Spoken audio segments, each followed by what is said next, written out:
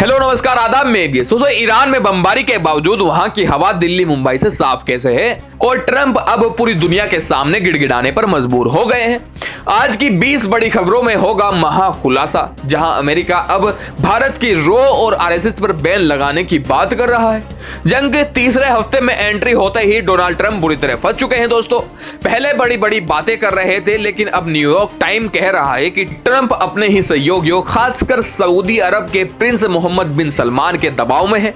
हालत यह है कि ट्रंप अब चीन के सामने भी गिड़गिड़ा रहा है कि भाई होर्मुज का रास्ता खुलवाओ, तुम्हारा 90% तेल वहीं से आता है।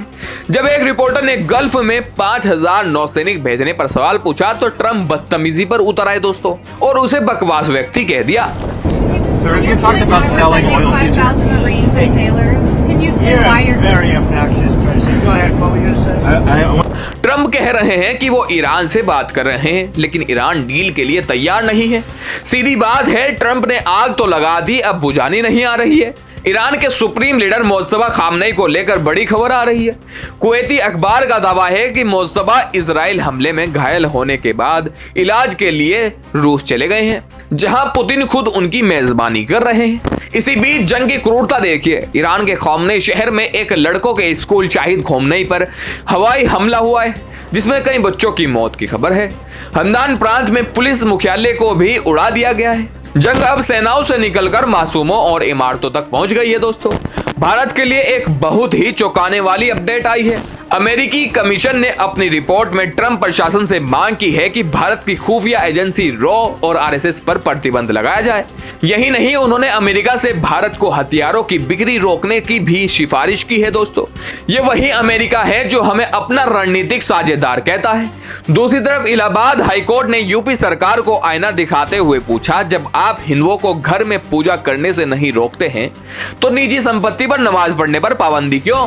कानून सबके लिए बराबर होना चाहिए, चाहे देश अमेरिका हो या भारत। एक बहुत ही हैरान करने वाली रिसर्च सामने आई है दोस्तों। तेहरान में बम गिर रहे हैं, डिपो जल रहे हैं, फिर भी वहां का AQI 33 से 42 के बीच है, यानी गुड कंडीशन में है। और हमारे भारत के शहरों का हाल देखिए।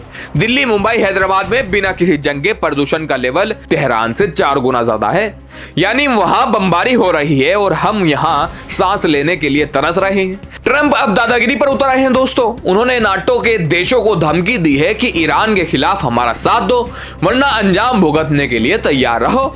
लेकिन जवाब में फ्रांस, ऑस्ट्रेलिया, जापान और ब्रिटेन जैसे देशों ने साफ कह दिया है कि हमें इस युद्ध में नहीं पड़ना।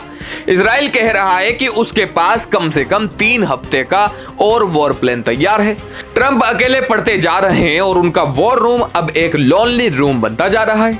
एप्स्टीन फाइल से अब ऐसी घिनौनी सच्चाई बाहर आई है दोस्तों, जिसे सुनकर रूह कांप जाएगी।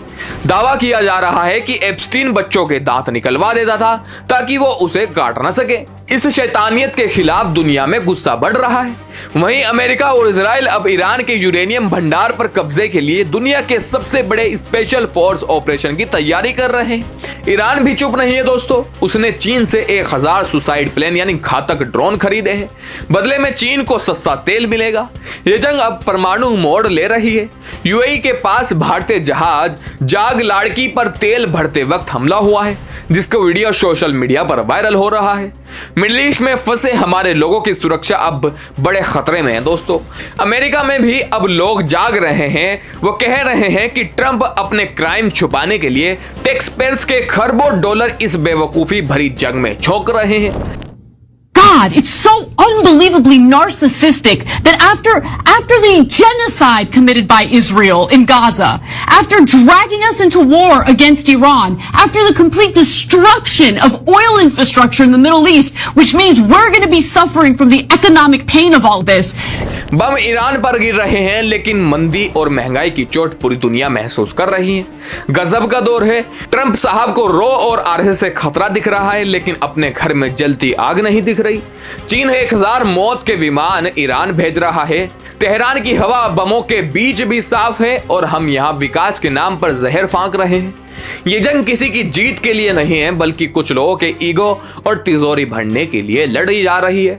क्या दुनिया इस पागलपन को रोक पाएगी? क्या आपको लगता है कि अमेरिका का रॉ पर बैन लगाने की मांग करना भारत के साथ गद्दारी है?